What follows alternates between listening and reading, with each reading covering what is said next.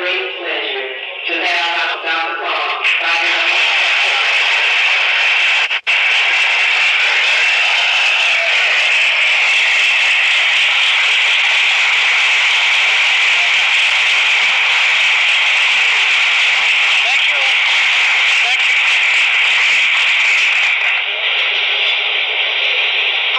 Into the lecture, I'd like to call your attention back that we are the only people searching history and its true light.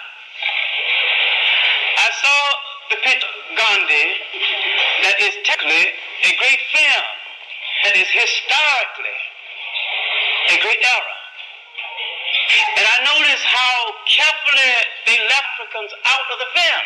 When his fight started in South Africa, and they left out the confrontation with African people out. And the scene where he was thrown off of the train historically in error. What they did was to put in the car with the blacks. And when he resented that, and whites needed more space, they made the blacks clean the car. Then they put all of them off out next to nowhere, and Gandhi understood that he was no higher than the lowest black in South Africa. He still could not tune in to blacks. The East Indians still hadn't tuned into them today. And because we can't deal with brown racism, it hampers our ability to deal with white racism. It hampers our ability to deal with ourselves. Now, if you just saw this in its true light, you would see Gandhi having a quandary with himself about why he couldn't associate with whites, why he should associate with blacks. Now, this has been documented time and time again, and I went back and checked the information on this for my own self. He went and found the United Colored League, a league that consisted of all the people in South Africa other than the blacks. And that would work. Then he found the United Natives League, which includes the blacks. But the high-minded arrogance of the Indians offended the blacks, and that wouldn't work.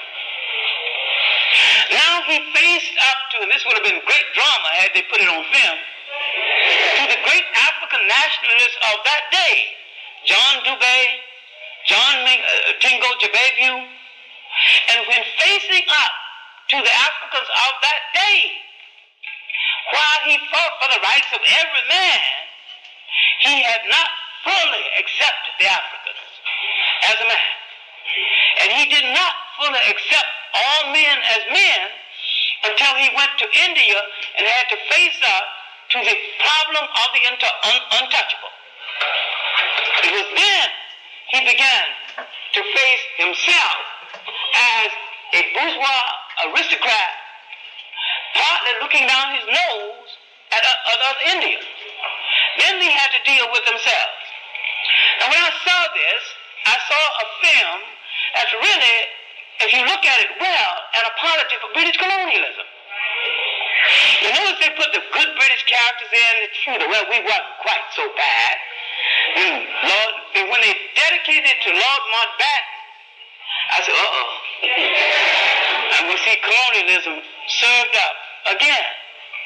But after Gandhi left India, the United Natives League fell into the hands of an East Indian named Mr. Adorama. Mr. Adorama, in order to get the Indians not to carry the past, get the government to remove the past from the Indians, agreed to turn his back and let the past be carried by the Africans. And once more, the guests in the house had turned on the host. And to this day, they hold themselves aloof from the Africans in South Africa. Now, Africa will be free maybe sooner than we think. And then the Africans are going to have to ask some questions about the guests in their house. But the one thing you should learn about this that once we make the true story of African people, we're going to have to do it ourselves. The thing is, we cannot do that. That in looking at a film that is technically well done, it is historically a disaster.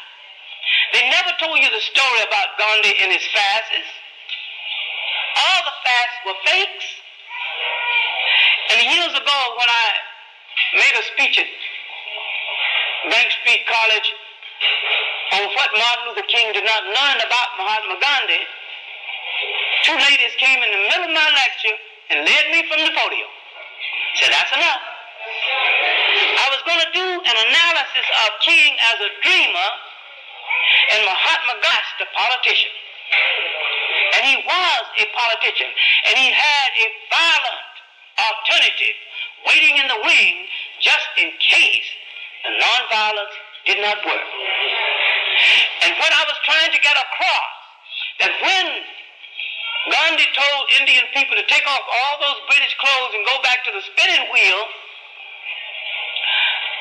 entire British industries went bankrupt. And what I was assuming in comparing that, had Martin Luther King told us to take off Western clothes and go and make your own clothes, your own mills, make your own shoes, he could have started an industry in this country of black people supplying themselves with those things they need to sustain themselves. And I'm saying that he did not learn this. To Gandhi, nonviolence was a tactic. He said that. To King, it was a way of life. And the thing about a tactic, once it has used its purpose, has served its purpose, you throw it away. It's like you throw away an orange when it has no more juice. It has served the purpose. Out it goes. Now what I am trying to get across is that the crisis in history is a worldwide crisis. And if young people cannot tell the true history of their relationship with us, you know full well white people can't afford to do it either. Now, in preparation for this talk, because I've got more time now than I ever had in my life, recovering from an illness, I've had a lot of time to think, a lot of time to rethink, and a lot of time to reread things that I've read before. But a lot of time to listen to the voices of my father. A lot of time to think of the people who trained me. I had teachers. I did not just emerge out of nowhere. Black teachers took me in hand and trained me free of charge. And I was thinking about what they pointed me to. And the great events in the history of our people before the Europeans. How did we handle justice? How did we handle right and wrong? And I was thinking about my early years in Ghana, when I witnessed a trial of no great significance because everything was involved would be less than $10. And the man said he'd give back the $10 to the other two men who did his work while he was goofed off with the ladies. He said he'd give back the $10. He said, no, I won't take it. So what is the trial about? And it went on and on and on. Finally, it ended when the wife pleaded to the other two men to work with him again as his partner. And that she said his mouth is bitter now. That means he's broken his promise. Work with him again so his mouth can be sweet. So he can be trusted again. I went back to Accra trying to figure out what the trial was about. And I asked the great Ghanaian figure, Joseph Ben-Jochannan, who treated everybody like he was a school child, including Nkrumah, who used to be his school child. And he said, John, Stop talking like a Western jackass. That trial had nothing to do with money. And then he went in his library and pulled out a little pamphlet and wrote his name on it, and I still got it, and handed it to me. And down into his library and read, he said, when you understand it, come up. My wife will have dinner. Stay there and read it until you understand it, or you don't even get your dinner. When I came up, I said, Dr. Donqua, the trial was about honor and obligation. He says, yes, John. My wife will serve dinner now. You understand? African society is governed by honor and obligation. And we arrived at what was right and wrong before we knew a European existed.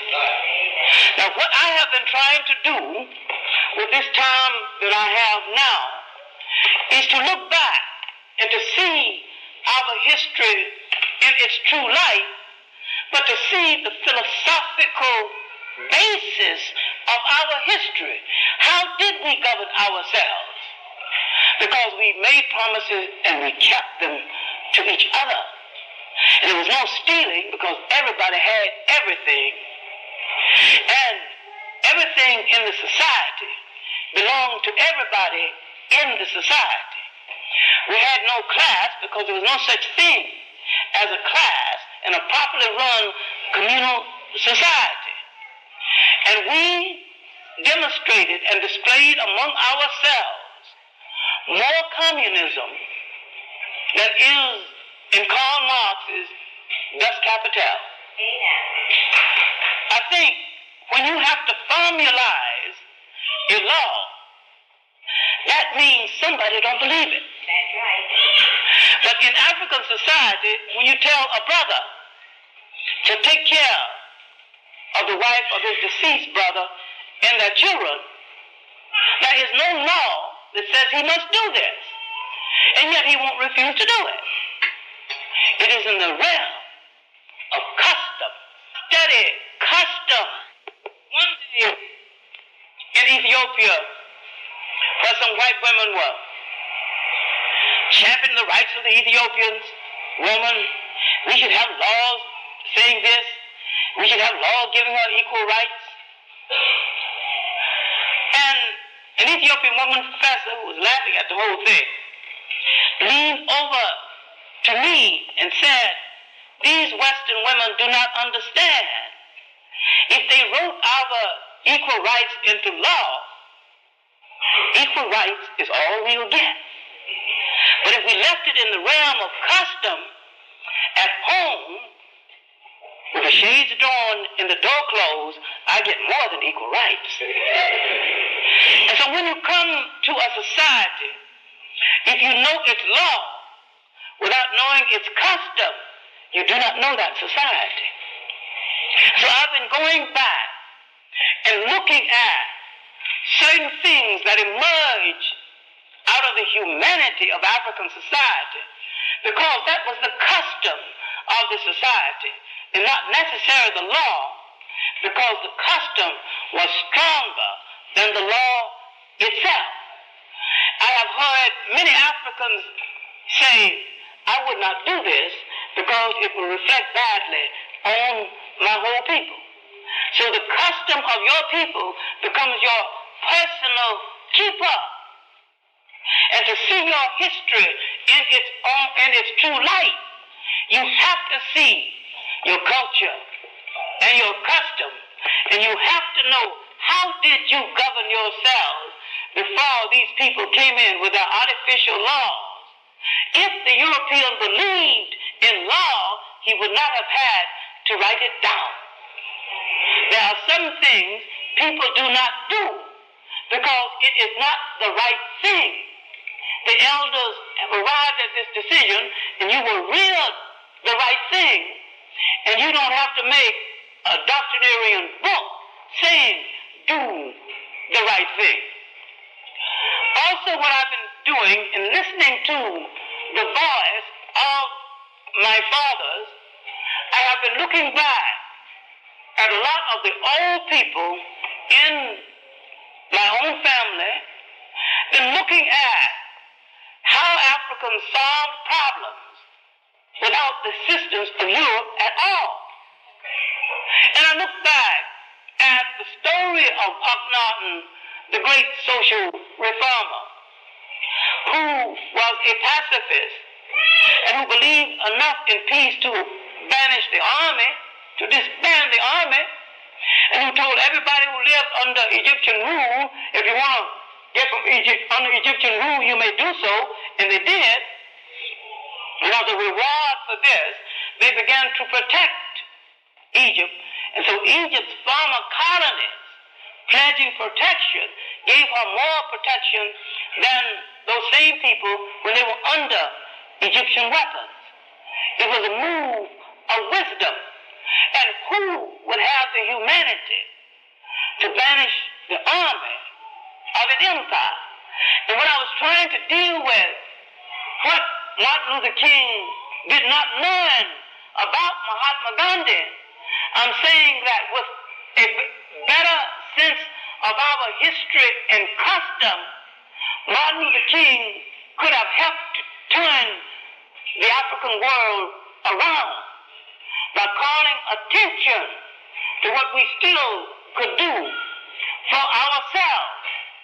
Then I illustrated this with a very gruesome example, and I think this is when the smiling ladies came and led me off of the podium and said, that's enough. I said that if all of us decided that our dearly beloved ones, when they are deceased, would only be buried in a coffin by blacks, we would have to open 10 coffin factories at once. But when we think that who controls the coffins in America now? The mafia. The mafia controls the coffins you bury people in. Who controls the coffins in Africa or in Jamaica? The local Jamaican carpenter who is not a racketeer. And they can turn out some beautiful ones. You can order them. My son said they'll have them ready. Tell them what kind of decoration you want on them. They're local carpenters. Why then do you go to a racketeer to pay 10 times more than what it's worth to bury your dearly beloved ones? Because you have not tuned in to how Africans operate and take care of each other before they became so dependent on Europeans that they're asking them to do so. Now, when I look back at an Ethiopian emperor, Abraham, 800 BC, well over 800 AD, over 1,000 years ago, he proclaimed to his people. At the time, he proclaimed the independence of the Ethiopian church, even pulling the Coptic church away from Egypt, and announced to the world and to his people, we seek no advice from Rome or Greece. With the affairs of Europe, we will have nothing to do. In the future, we will decide who will be King of Kings, elect of God, and Lion of the tribe of Judah. We will order justice and dispense mercy in the name of the true God and the true religion. Now remember, Abraham, heading an Ethiopian Christian nation that was Christian in an Ethiopian way before the Europeans touched African Christianity that far down, was living at a time when Ethiopia had just saved Islam. And Ethiopia went on to not only to be an independent Christian nation that it still is, went on to testify in the great churches at Lovell, some of the finest Christian architecture in all the world, those beautiful stone churches. And when the crusade occurred in Europe, Ethiopia did not join the other Christian nations on the crusade due These fools think that they were looking for the Holy Grail. The Ethiopian said, we never lost it. We're looking for your Holy Grail. We never lost ours. Because ours, right here in the mountains of Ethiopia. What I am trying to say and trying to show you, that there is a possibility, because we created classless societies, and we created societies, communal societies, far more communist than anything in Russia, long before Russia emerged as a modern nation. If we want a revolution, then we can look back at revolutions we've already fought successfully, inasmuch as we fought more than other people in the world. And if we want peace, and we want men of peace, and we want examples of how to govern a peaceful government, then we can go back and look at our own men of peace. We can look at the life of Akhenaten, who thought of so much of life, he would not crush a flower. He thought so much of life, he would not permit a single human being to be killed, and who gave the world the concept of monotheism, or the oneness of God. And when there was a revolt against his doctrine, he left the city, built another city, went to the south, and raised flowers, and appreciated his beautiful cousin, his wife, Nefertiti. Once again, in 1600, a king came to power in what is now Zaire, then the Congo. That was the great Shamba Bilongongo. He banished warfare and sent his men to doing, of all things, learning how to crochet. Knitting, needlepoint. Better that than go around killing people. Put down your spears. He thought so much of his ministers that he would never argue with a minister in public for fear he might hurt his feelings. And if he had a conflict with a minister, he would take him out of earshot so his family and the public would not know that there's an argument between the minister and the head of state. We have produced men of peace down through the ages. And if we wanted peace, we can go home and get an example of how to be peaceful. And if we wanted a revolution, we can look at our own life and get a revolution.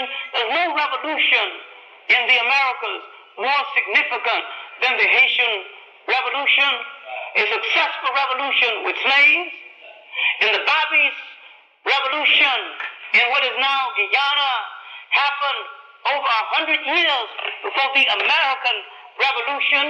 And the American Revolution was no more a revolution than a war was a civil war. It was just a fight between two branches of white people over who shall hold power. No more than the French Revolution was really a revolution, but a conflict between the upper bourgeois and the lower bourgeois on who shall control you, the slave trade. At the time, we have brought off genuine revolutions. I am tired of people coming to us condescendingly teaching us about revolution. And I am tired of this conflict between people imposing religions and doctrines on us, assuming that we are ignorant people who never created the same thing even better. Now, as for the Marxists, I think there's a conflict that has to be solved. There's confusion between the Karl Marxists and the Groucho Marxists. And I thank God.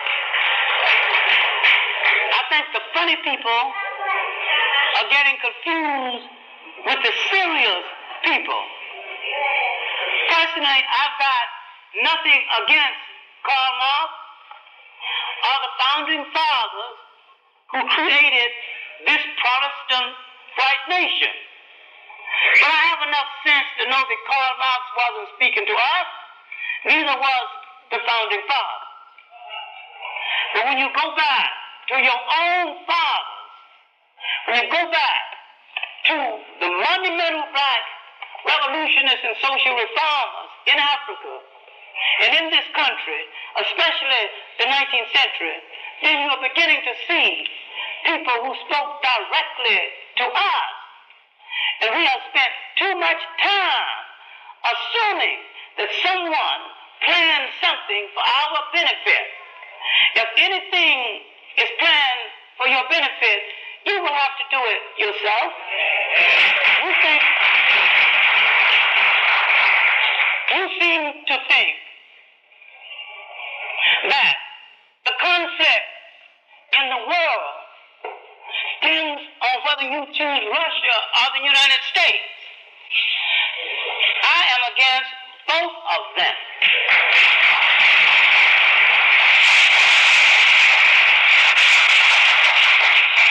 I am not against them because of their ideological system. I am against both of them because they intend to rule over us by any means necessary.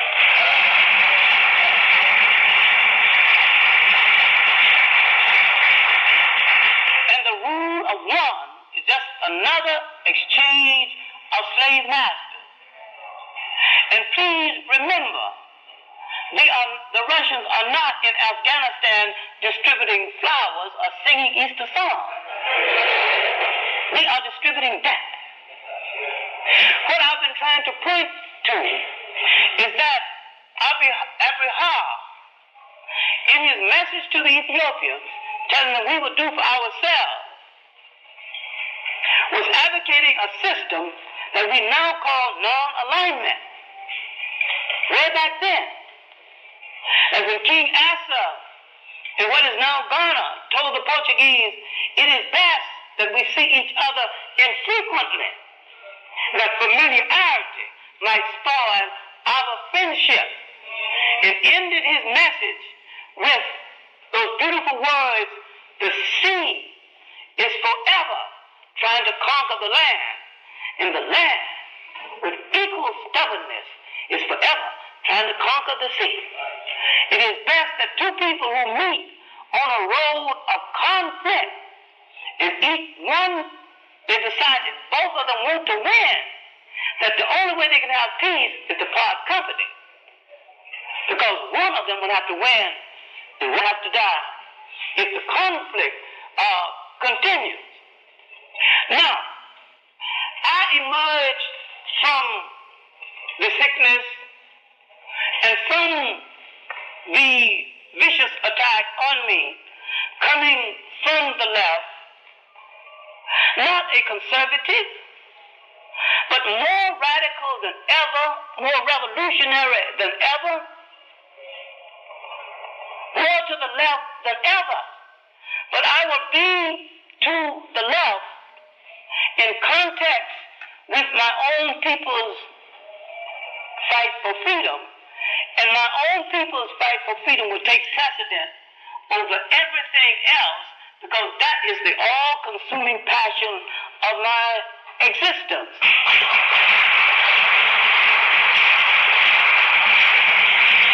Now, I will continue to participate to a degree in international forums, as I've always done, but I will know where home is.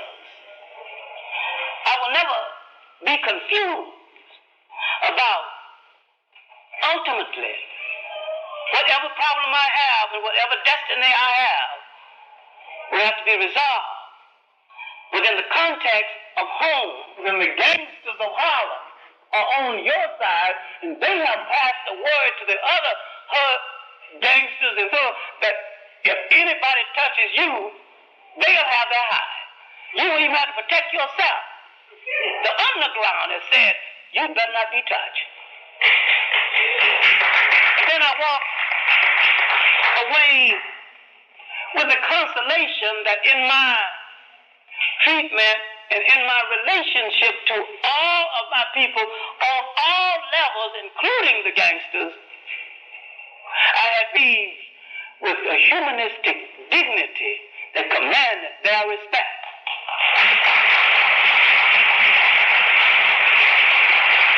And what continued to pull me back to health is the echoes from within this group, within my own community. And about 2 weeks ago, the main number backer for the community, who will kill you in a minute if you interfere with his business, and was known to wash you away if you disturb him, blew his horn. I was down the street. I said, who is that? Then he, after all, he stopped and told me who he was. He said, what a pity it is for you with that cane. He said, I know what happened to you, and I know the forces that came down on you. He said, don't you worry. You get well, and we'll take care of you. Need any money? I said, I'm managing all right. I said, need some? Let me know. And then he opened the door and gave me his card and told me, if anything bothers with me, if anybody bothers with me in this community, let him know. Don't fight, he said. Don't you fight. Call me. And then he opened the glove compartment of his car, and there was 338s. And he smiled at me and said, remember, Professor, I passed the word. Nobody had better lay a hostile hand on you. And he went on his way. Now, what did I owe him? I've had no relationship with him.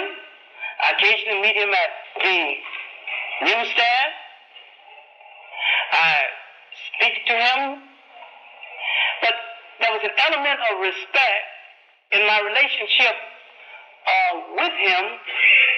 And when he told me his business, I did not condemn him. I said, were you around when Casper Holstein was around? He said, I'm not that old. Casper Holstein split part of his take with the community and used part of the money from the numbers to send blacks to college, especially if they came from the Virgin Islands.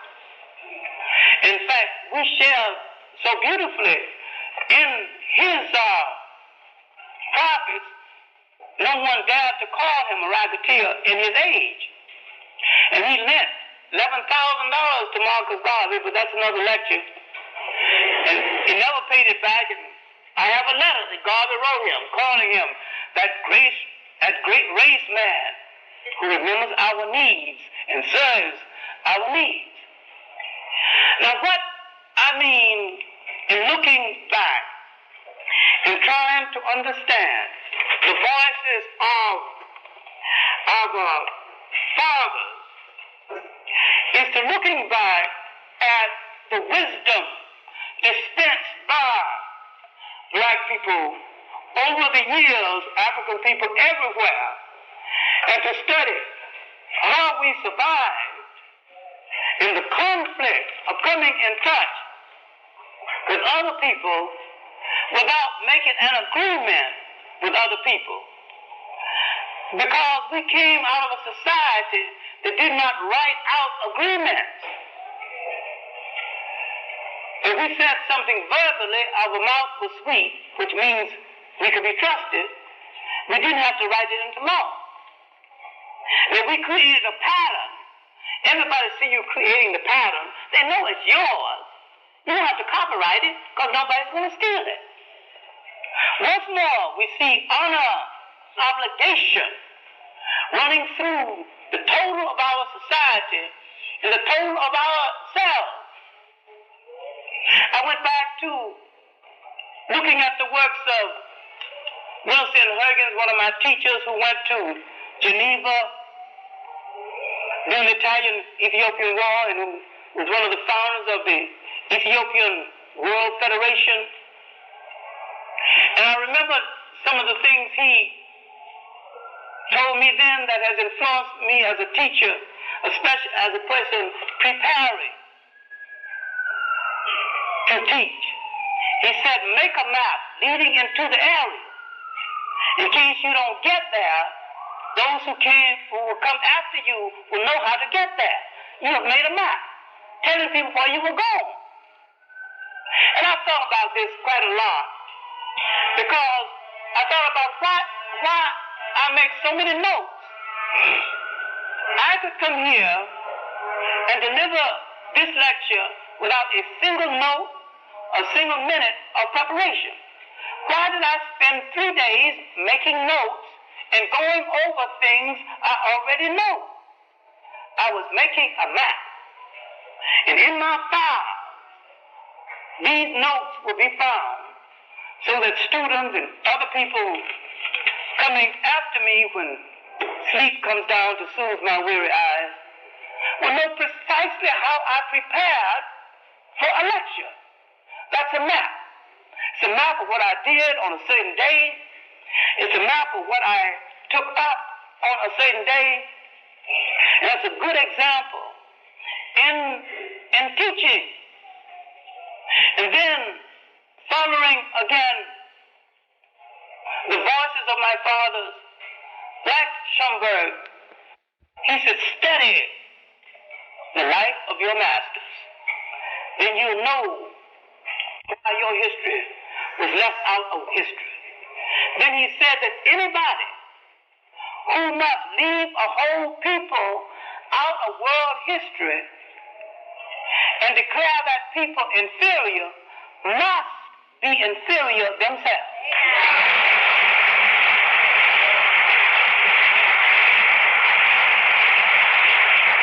Because he said inferior things normally fall into an inferior position and stay there without law, without cohesion, without anything.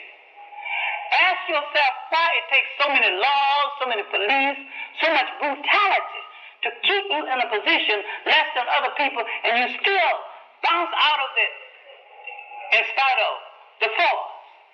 If you didn't have the energy to survive, keep asking the question, and that is what I'm here for this evening, is to ask the questions as to what has happened to us in history and why did it happen?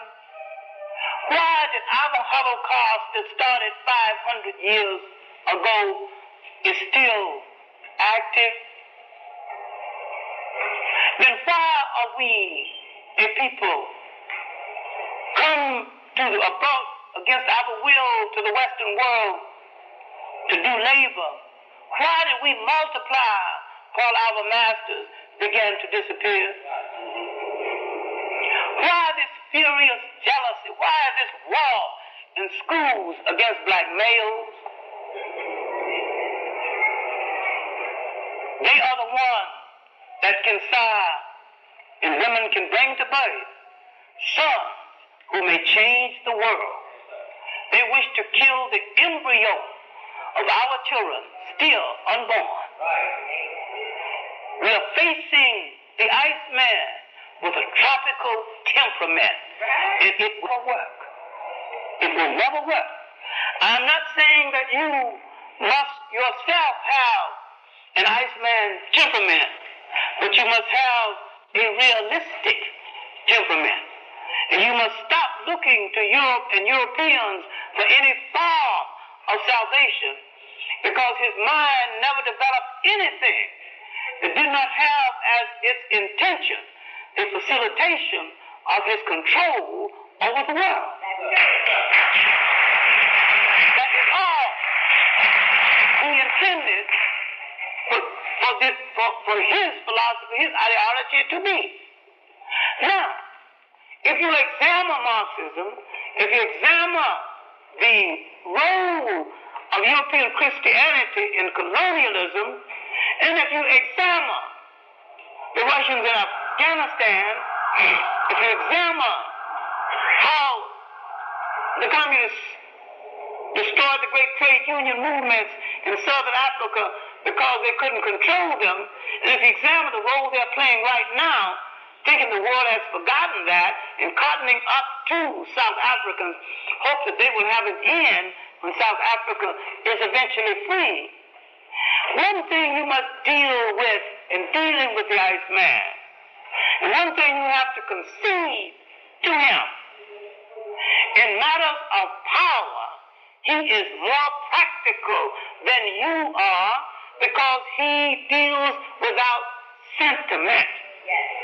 You say that this is happening to a human being, and your human dignity makes you impose consideration on people that save their lives.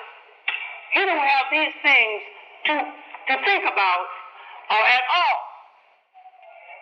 What I've been trying to say to you is that we must continually look back in order to look forward, that we must draw from our own revolutionary existence, and our existence is a revolutionary existence.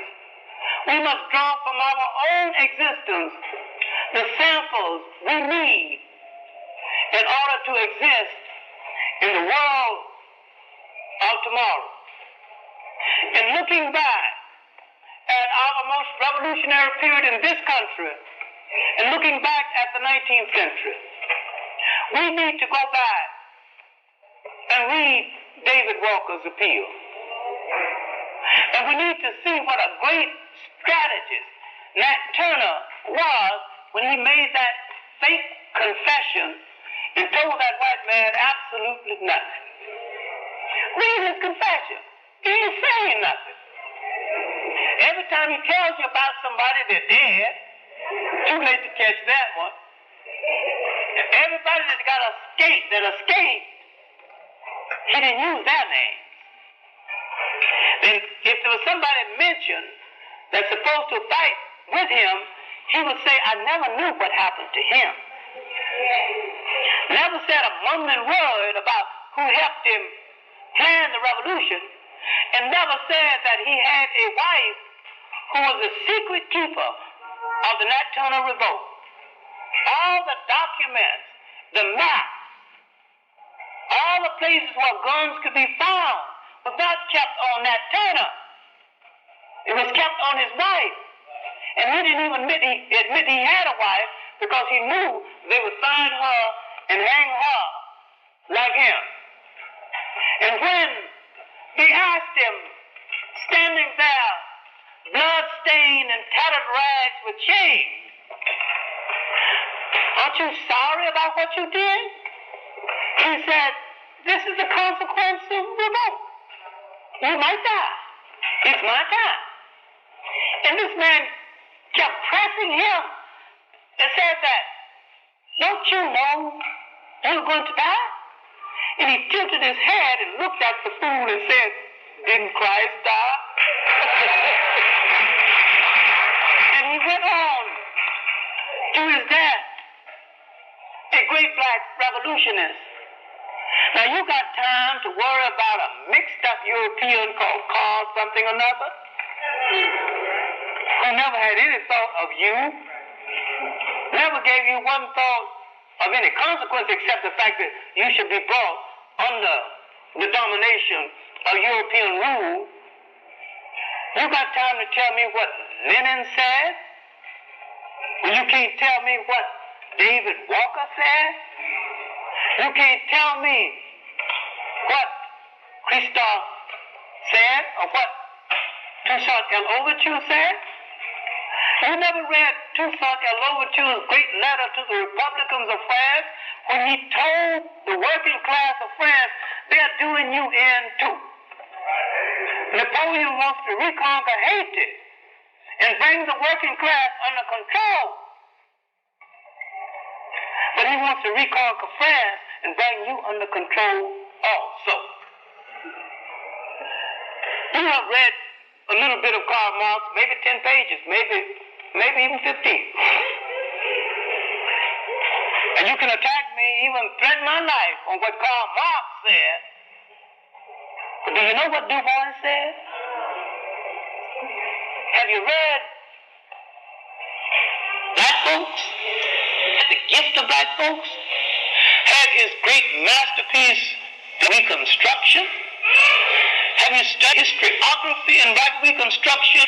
No book written about that better structured or better research than Du Bois' Black Reconstruction. You will tell me about the rebuilding of Russia, which is all right, interesting if you know that. Goody gone from you. But can you tell me how the partial freedom of black people challenged in our society? Can you tell me? You read Martin Delaney, Condition and Elevation of the Black people? Have you read that great preacher, Henrik, who said, my motto is resistance, resistance, resistance? And have you read Frederick Douglass? He said, someone asked him, what are we do, Mr. Douglass, after a goal? And Douglass said, agitate, agitate, agitate.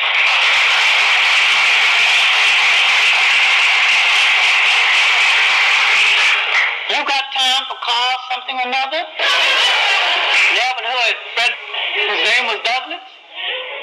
I am saying that when I listen again to the voices of my fathers, I look again at those great men and women who's gone on before me, who taught me to literature, if they didn't teach me through their life. And I remember the great poet, Georgia Douglas Johnson, whose voting resident was in the city, and every time came to vote, Douglas Johnson would come to New York City and vote from Washington. And she was in her 80s, and she said, I have to come and cast my vote and see my boys. That was Langston Hughes, myself, and a few idols that she admired. And she came to sit down and scold us and to the do. And went on back and Miss Johnson, we sit up for you, we'll do something, we'll come down and meet you. That's all right, boys. You got your energy, and you've got to use it to try to improve the lot of our people. Mama, she said, referring to herself, is singing her September song. But if you never see me again, remember, I have used up my energy. I have used it well. And she did. Use your energy well. Now, in context with energy, we need to ask ourselves, with all other people in the world, why did they enslave us and bypass so many people? What do you have that they wanted so much? And what do you have right now that the world wants? Energy.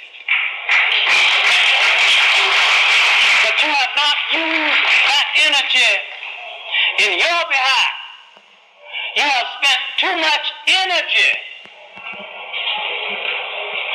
indulging in the degenerate forms of a dying people. Yes, sir. And not enough energy reviving yourself, your own customs, and your own culture. And when we deal with energy, we will deal with ourselves. And once we deal with the energy, we must deal with our great riches. Because if we had all the things that belong to us, not only would we be the richest nation, richest people on the face of the earth, but the most diverse. We would have all of the West Indies. We would in population have Brazil, that big old Brazil, several nations in South America, All of Africa, including that part somebody think belongs to the Arabs.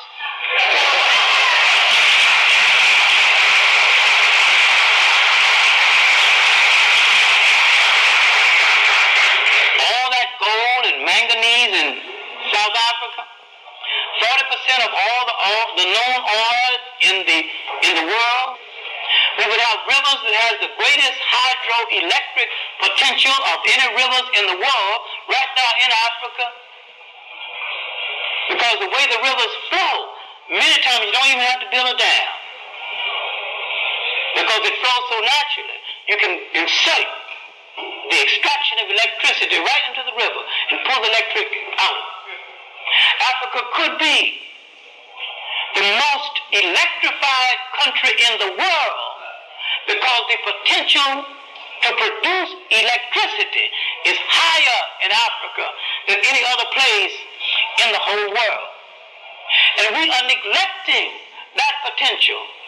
We're eating wrong, we're dancing wrong, we're playing wrong, we're hanging out with the wrong people, we got the wrong ideas, and we have lost some confidence in doing for ourselves what we are asking other people to do for us. And if I must mention a very current event, that retarded idiot called Wagner has been duly elected Chancellor of the City University. The vote is in. Now, this man might read his names if you put them in big letters. Who been a school dropout, and there's nothing wrong with being a school dropout because I am one, but I went on to educate myself out of school.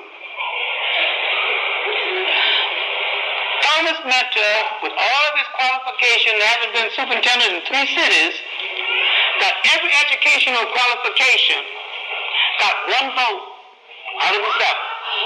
1 vote. Now, I don't know, but now, qualification do not it in a society where you do not control.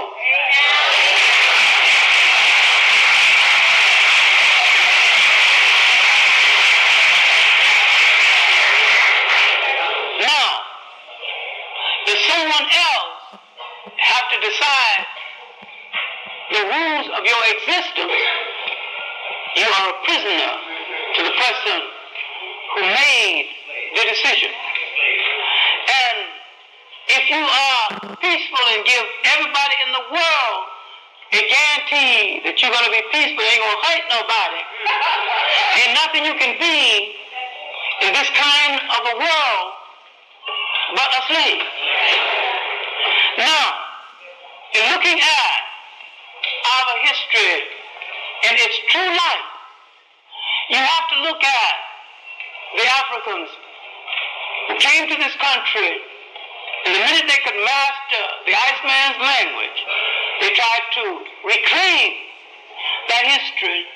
You have to look at the history that's already made and how an entire people got conveniently lost from history because another people wanted to propagate the concept that the world waited in darkness for them to bring the light. Brothers and sisters, I have finished the preliminary remarks. I will not stop the lecture.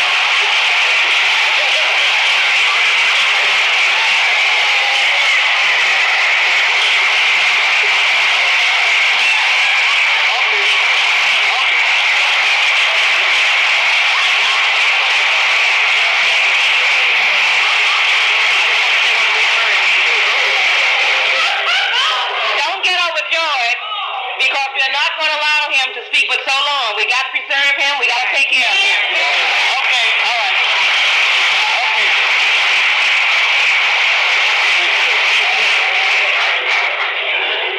I have said in my notes that I do not need that this subject was well chosen and very timely,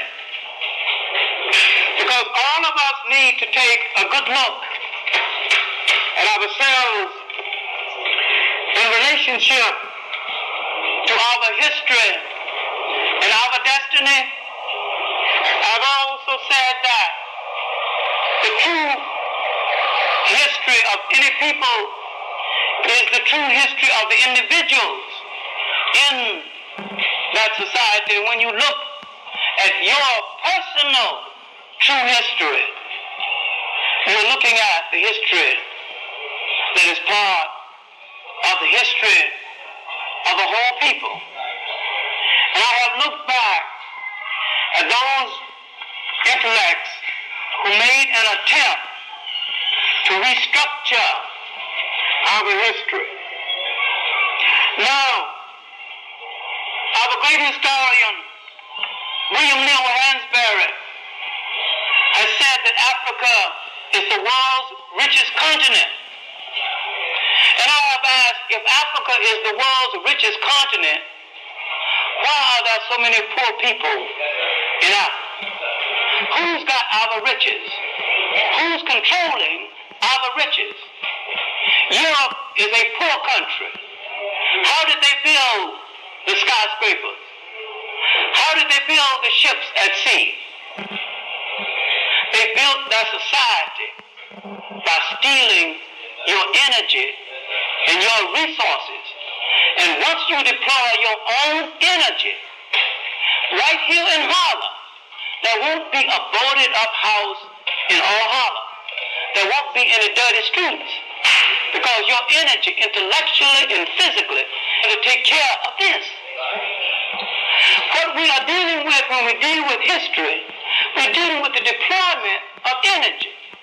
And when those Europeans came out of that thawed-out icebox the first time, the Romans, when they took over Carthage, when they took over North Africa, and made North Africa the breadbasket of the Roman Empire, they were searching for energy, food, people, resources, land. And without the energy of Africa, there'd been no Roman Empire. And that second time, without the energy of Africa in the 15th and the 16th century, there would have been no modern Western world. Wouldn't have a subway, wouldn't have a shoe. His country do not give up enough energy for that kind of building. We can build skyscrapers stretching to the moon with our own resources. Not that we need skyscrapers at all, because land is so plentiful in a country like Africa, you don't have to build a building that high. It's just not necessary to conserve space that way. And while we're dealing with the word conservative or conserve, I went back and read the work of some blacks, like Brother Kilson and the late George Schuyler and some others, who call themselves black conservatives. And I wonder, what has he got to conserve? I guess this slave is trying to conserve the rope that's going to use to hang him. But a black person, an African person, in the condition that we are in, has got no business being anything but a radical. Because if our contact with the West started in revolt, we must continue. Those great figures among us who tried to preserve our history.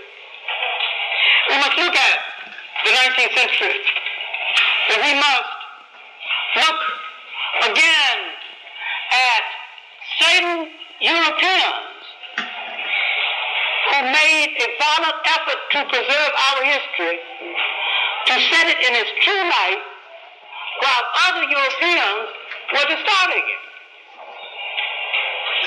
By all means, read Jeremiah.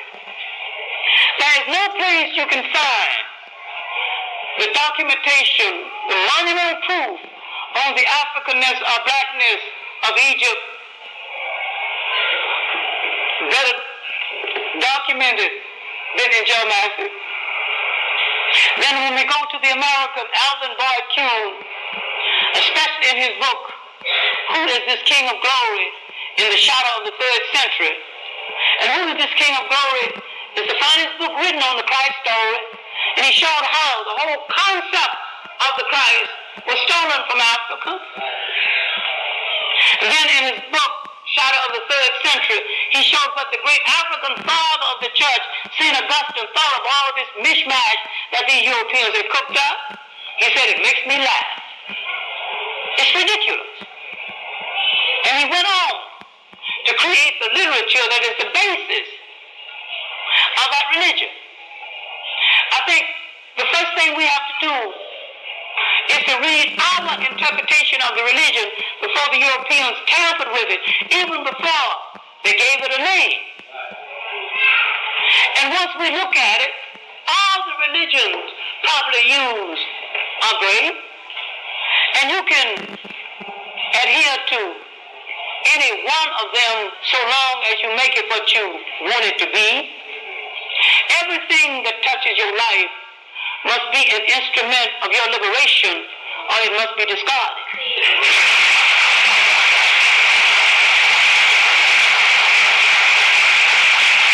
If we are traveling fast, we cannot travel with excess luggage.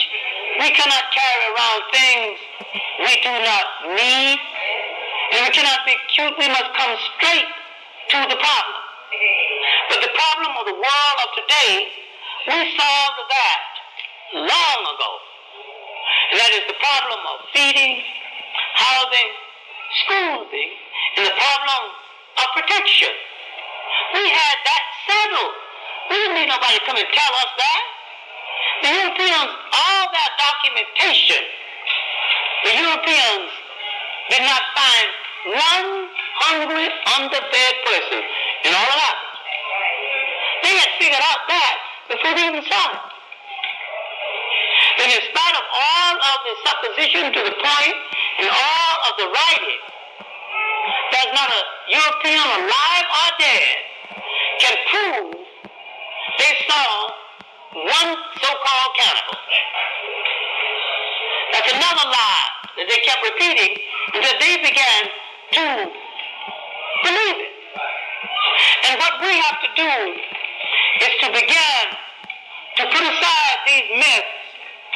And we are not less religious because we know that the Exodus is a fairy tale.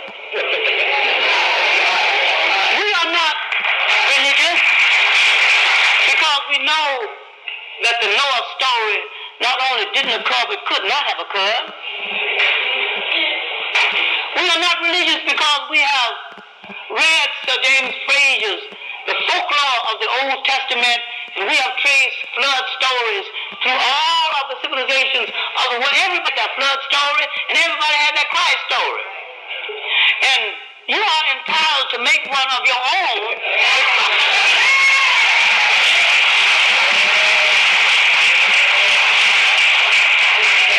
Because it relates to you. Now, years ago as a young writer, I wrote a short story called The Boy Who Painted Christ's Bride. And it dealt with the kid who painted Christ to resemble his father.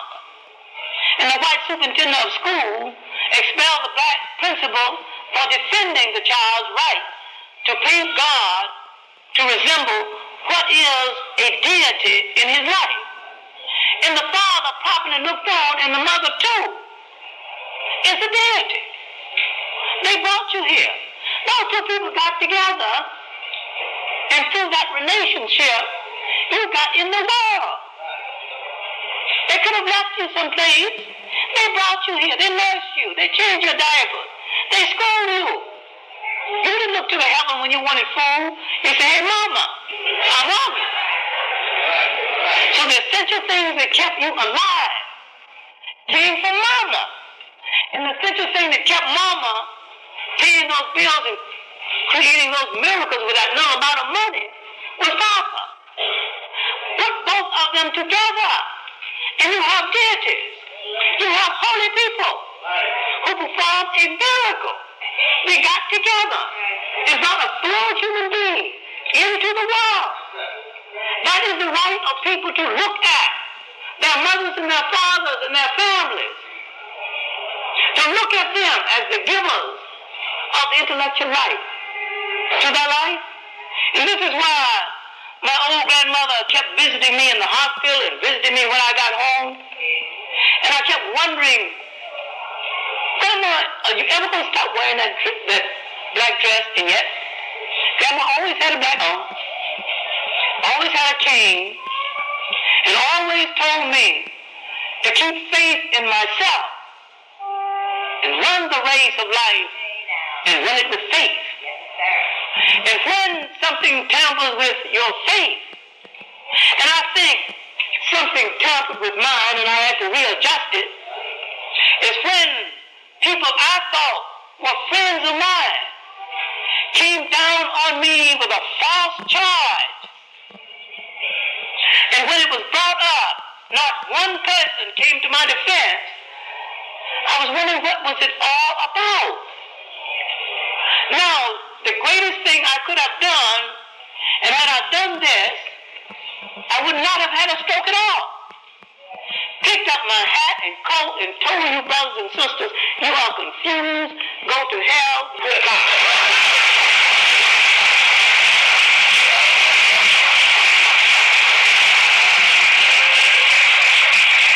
When people are being ridiculous, sometimes the best thing to do is to put space between you and them, else there's confusion between you and them. And looking at Europeans who wrote favorably about Africans and got themselves in trouble with other Europeans for doing so, I was looking back at the works of Count Bornese in his statement on observing the Ethiopians then in decline. He said, a people now forgotten, while others were yet barbarians, create the elements of arts and the sciences, a race of men rejected from society because of their sable skin and frizzled hair, created the civil laws that now govern the universe. This child had a streak of honesty and realized he was in the present people, though in decline, created the laws that now govern the whole world. And he said so. If he said so, and you can't go back to some of the wisdom of our own people to free yourselves, you have confusion. And if you don't know Karl Marx from Groucho Marx, you are confused. But what we need to look at those three great Germans who went to Africa. First, Henrik, who could read Arabic and understand African language, who, making an assessment of that Songhai Empire in the career of the last of the great rulers of state we had in Africa before the decline, Askia the Great, and who called him one of the great civil administrators of all time. Then we go back again to a German, Hiren, who wrote a masterwork on the trade and intercourse between the Africans, between the Babylonians, Ethiopians, and the Egyptians. When we go back and look at what other people saw of us and the great potential they had in us, we wonder why we have failed to see our history in its true light by seeing the same potential in ourselves. What we have to do is to be boldly honest with ourselves. And we must acknowledge that in the great propaganda of something called race, we have bought so much of this propaganda and lost faith in ourselves. And once we restore faith in ourselves, we will draw strength from our own history instead of looking at the history of our slave masters. What we need to do is to look at a new kind of frame of reference. We must look at names. And as our remarkably young historian Lerone Bennett has said, we have been named. We shall be namers. We must reach the point of rejecting what other people say of us and telling them who they are. We must tell those fools who came out of Europe there is no such thing as a race anyway. Least of all, there's no such thing as a white race. If I see a human being the color of this paper, I will, cane and all, run like hell, because I would have seen a ghost. People are mixed up in their naming of people, but more mixed up in their naming of us, and we are confused in accepting these bogus names. Wherever we are on the face of this earth, we are an African people.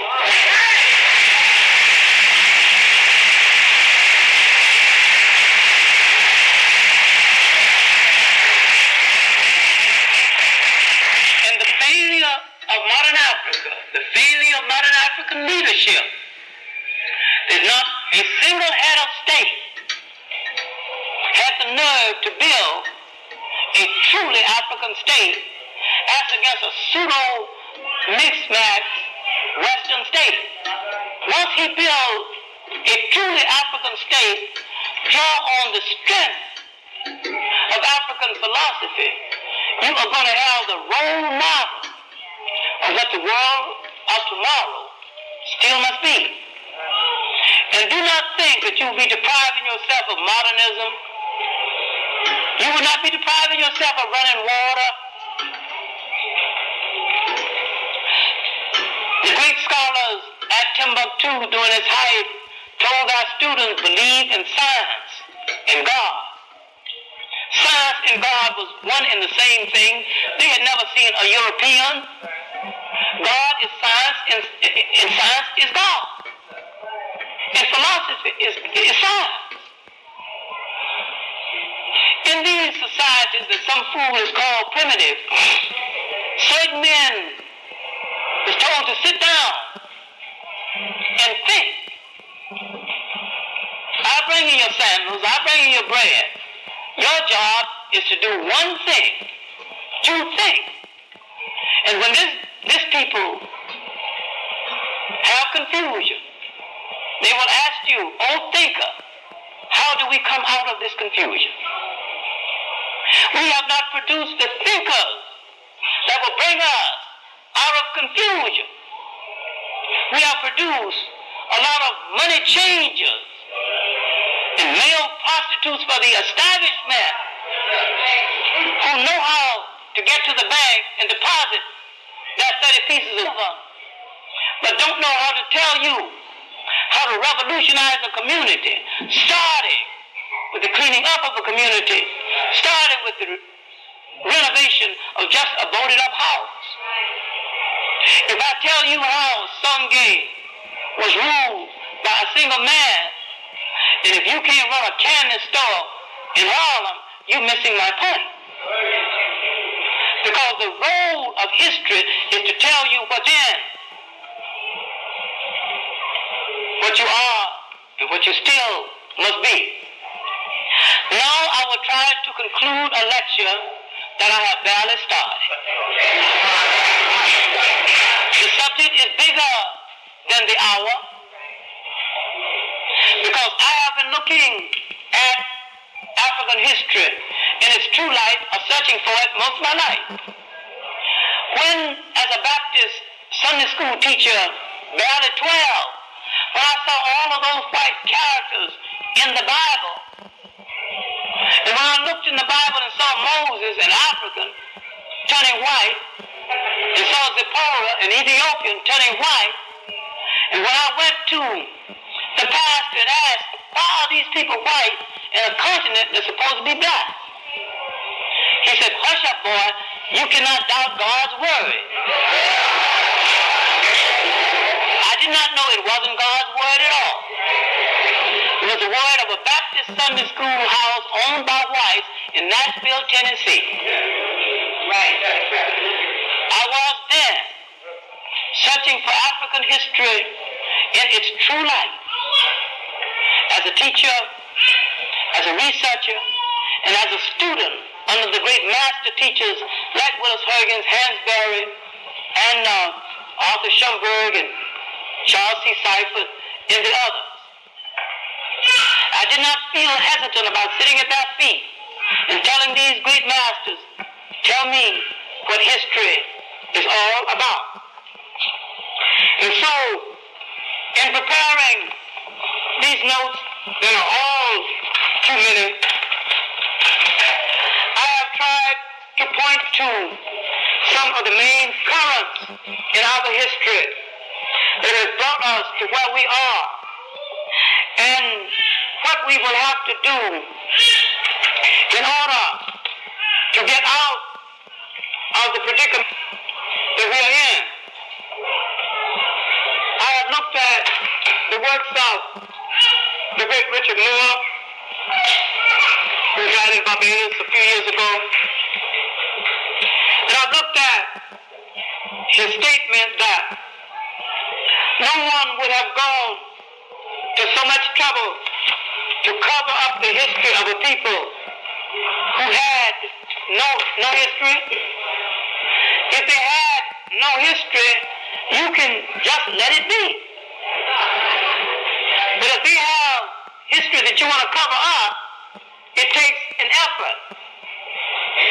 And I have, as a teacher and as a researcher, looked at African people within the main currents of the history of the world, and at every single time Europe came out, it came out to rob you of the energy they needed to survive. And they're doing it in South Africa right now. And I've told some of these Africans who advocate a multiracial government that you are dreaming and playing the fool. And those who said that we will share government with the whites, you are also playing the fool. I will not share any part of my house with a thief who came into my house against my will.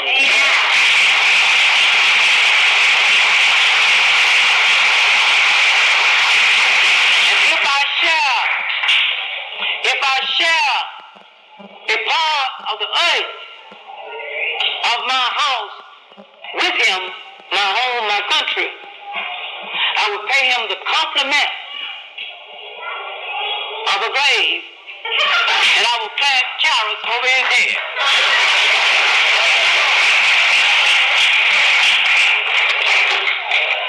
You show me an example where any European ever shared any power with a non-European. Then I'll consider your offer. But they never share power with you in that country. What makes you think you're going to share power with them in your country? Now what we have to do is to create and begin to use the word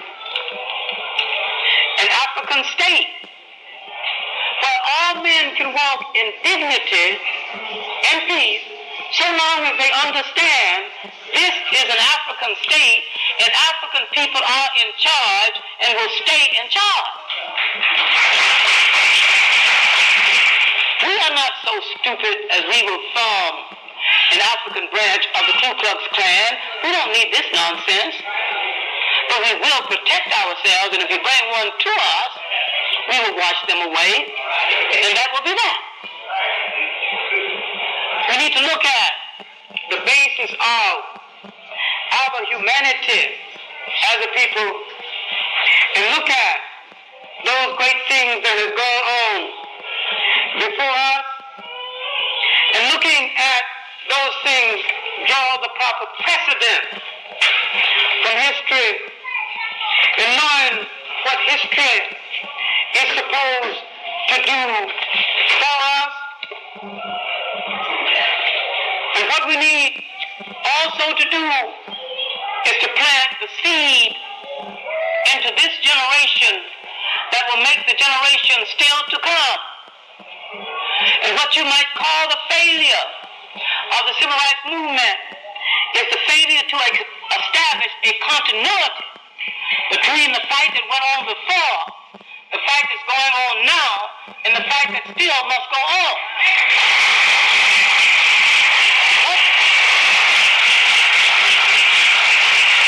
Had some of these young men knew what old Nat Turner did, they would have known what to do in Birmingham against Bull Connor. They did not know what Nat Turner did, they did not know what Denmark Beasley did, and they did not know what Toussaint Louverture did, and they did not know what Christophe learned from Toussaint Louverture. If Toussaint was alive today, he would be a petty bourgeois, partly conservative. He held up that revolution so some French who had befriended him could escape. In a revolution, you've got no friends and you've got no relatives. You've got the people on your side or not on your side. And if bruh don't see fit to come on your side, shame on bruh. That's when you got to start a revolution. Now, what we have to look back at history as a guideline of our being, and I would like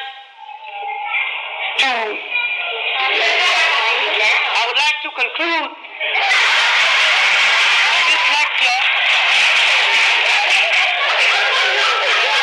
with all these doctors looking at me, telling me I've said enough, tune it down now. I've never been so well cared for in my life. I would like to conclude it by paraphrasing Silas Reddick's speech on the African writer and his roots, when he said in his speech that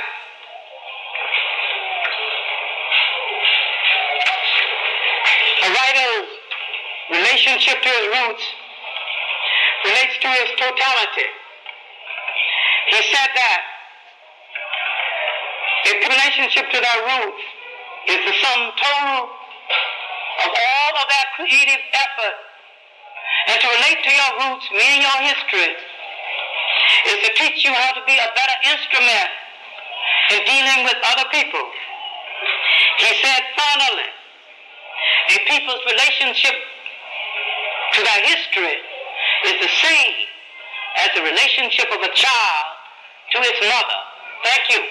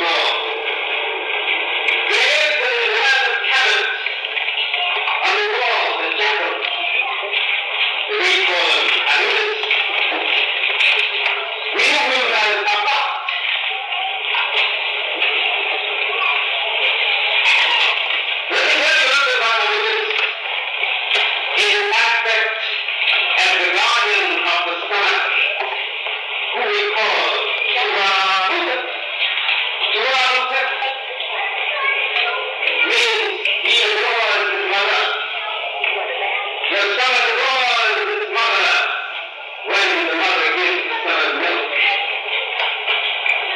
I want you to meet a brother who's going to speak this evening. It's loving the person Henrik to call at 7:30. He's responsible for my standing here in full strength. I haven't had to leave in 20 hours. It's because when I went to the shrine of Sertima and I started to study those symbols on the wall, I looked at what the most loaded jars that held before the important viscera of the young boy king. I said, now what we need is to find what it takes to keep these organs in health. And our ancestors used them to show us what we have to do is life. And in order to live, that's the reason why these organs were placed in separate jars. What the difference is in finding out how to build Hector, the house of Horus, and Temple, and how to keep it healthy and strong so that there is a fighter and go war against the second forces within.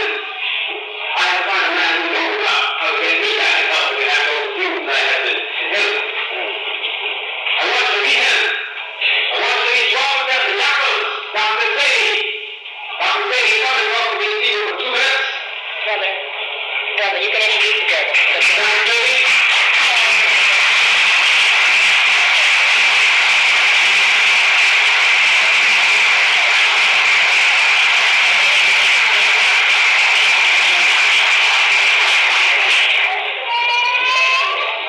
I just want you to meet my brother, Dr. C.